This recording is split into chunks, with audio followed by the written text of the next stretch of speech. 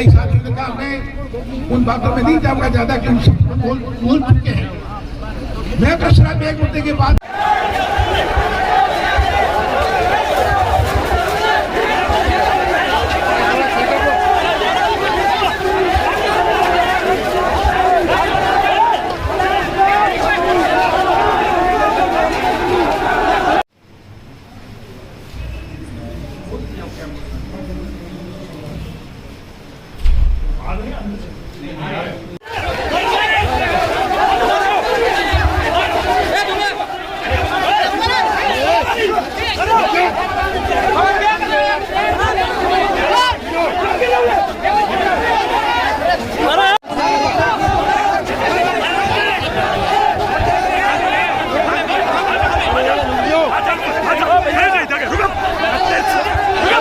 बाकी साइड में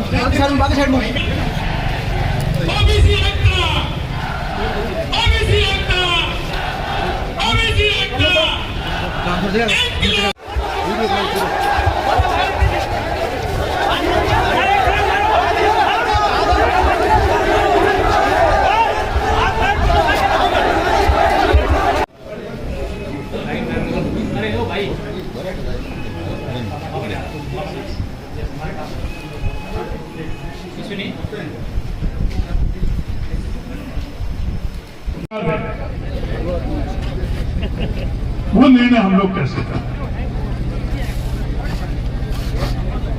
आज हम लोगों के सामने सबसे पहली प्राथमिकता है 2018 के अंदर 24 कैरियर इंस्टीट्यूट के डायरेक्टर नरपति जानी ओबीसी आरक्षण के प्रथम दिन से ही उनका नियमित थोड़ा पीछे सके, आराम से बैठे। और हमारे संघर्ष समिति का जो दल है वो डेलीगेटेड जो वो है, जो अपना ज्ञापन देने के लिए अंदर पधारेंगे। आप सभी से निवेदन, कृपया आप अपने जगह पर बैठ करके व्यवस्था में जो सहयोग। हेलो साथियों, सभी से निवेदन है, एक बार जहाँ है वहाँ बैठ जाइए आप सब लोग। साथियों निवेदन है, बैठ जाइए आप, जहाँ है वहाँ बैठ जाइए आप। ओबीसी एकता 100% मिलेगा, 100% मिलेगा, क्योंकि सरकार हमारे साथ में है। 100% मिलेगा, सरकार हमारे साथ में है, हम लेकर रहेंगे अनुशासित तरीके से। साथियों, हम सब लोगों को, हमारे जो भी सीनियर्स हैं उनका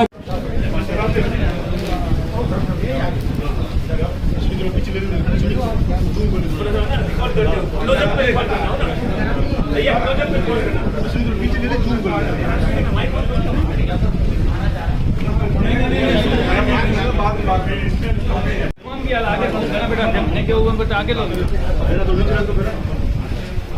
नीचे ऊपर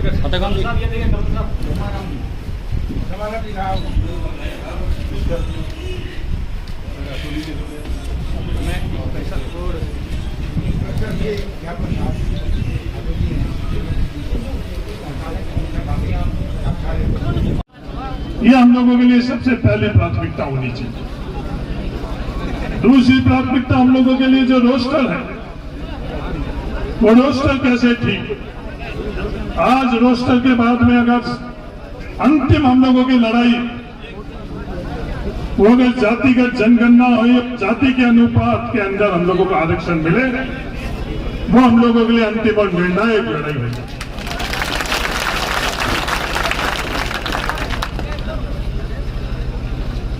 पिछले दिनों के अंदर कोरोना के कारण जो परीक्षाएं हुई थी,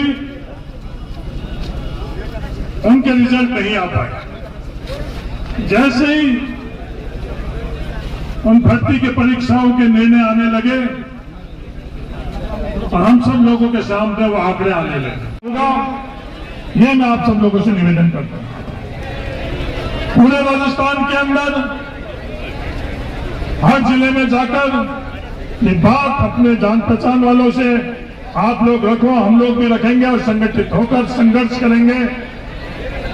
और ऊपर सावन का अंतिम सोमवार और महादेव जी को आपको क्या संदेश दे रहे हैं? ये बरसात अपने आप का जवाब दे रही है कि ये तो निर्णय होगा होगा और होकर रहेगा। और बाड़मेर के निर्णय के अंदर आगेवान है और अगले निर्णय में भी बाड़मेर का आगेवान रहना है। धन्यवाद। जय हिंद। राम राम। आरक्षण हम लोगों को नहीं दोगे तो जनसंख्या के अनुपात में आरक्षण आप लोगों को देना पड़ेगा। और देना क्यों पड़ेगा? देना इसलिए पड़ेगा क्योंकि लोकतंत्र के अंदर फैसले बहुमत से होते हैं और जब फैसले के अंदर मांग हम लोगों की जायज होगी तो कोई भी लोकतांत्रिक व्यवस्था के अंदर इस फैसले को नहीं करे, ये नामुमकिन है। दे सकते हैं ये ओबीसी पहले जागृत हो जाए और फिर संगठित हो जाए। आजादी की लड़ाई के बाद में अगर सबसे बड़ा कोई निर्णय राजस्थान के अंदर हुआ वो खातेदारी का अधिकार था।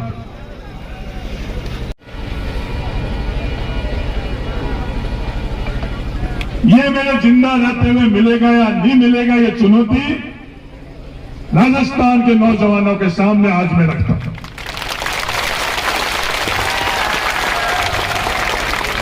और अपना हक कैसे मिलता है, इतिहास को पीछे से अध्ययन कर देखें। आजादी कैसे मिली, खातेदारी का अधिकार हम लोगों को कैसे मिला,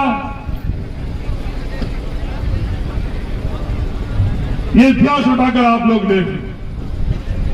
बहुत प्रयास करेगी वो ताकतें जो ये अधिकार आप प्राप्त करना चाहते हैं वो आपको नहीं मिले, उसके लिए अपने बीच में गलत से गलत भ्रांतियां फैलाने के लिए अपने आप में अपन विवादों से कैसे घिरे, कैसे बटे। मेरा आप सब लोगों के माध्यम से राजस्थान के नौजवानों को ये निवेदन है, ये लड़ाई किसी एक व्यक्ति की नहीं है, ये लड़ाई इस संघर्ष समिति की नहीं है, ये लड़ाई इस पीढ़ी की भी नहीं है, ये लड़ाई आने वाली कई पीढ़ी की लड़ाई है। ओबीसी की विसंगतियों के कारण ओबीसी वर्ग के छात्रों के साथ अन्याय हो रहा है। पिछले दिनों जो भर्ती की परीक्षा का परिणाम आया उसमें कई भर्ती के अंदर शून्य भर्ती। इस बैकग्राउंड के कारण हम लोगों की दो मुख्य मांग है। पहली, 2018 के अंदर भूतपूर्व सैनिकों के लिए जो हॉरिजॉन्टल रिजर्वेशन करा हुआ है वो व्यवस्था रहेगी। वो 2018 का सर्कुलर विड्रॉ है और महिला आरक्षण के तर्क के ऊपर हर वर्ग SC, ST, OBC, EWS में अनुपात के तौर पर 12.5% वो आरक्षण रहना चाहिए, जिससे भूतपूर्व सैनिकों का भी हक और अधिकार रहे और OBC वर्ग के छात्रों का भी हक और अधिकार। दूसरी हम लोगों की मांग है कि रोस्टर सही किया जाए। 1997 के पहले जो भर्ती हुई उस वक्त कोई आरक्षण नहीं था, तो वो गैर आरक्षण श्रेणी में डाला था। तो बाकी बचा हुआ है 21% और SC, ST और EWS वो अनरिजर्व्ड कैटेगरी। हर कोई जो जानकारी की पालना नहीं हो रही है और दूसरी जो गलत एक्स सर्विसमैन का राजस्थान के अंदर जो व्यवस्था कर रखी है, जो दूसरे प्रदेशों में नहीं है, उस तरह से हमारे यहाँ मिलनी चाहिए।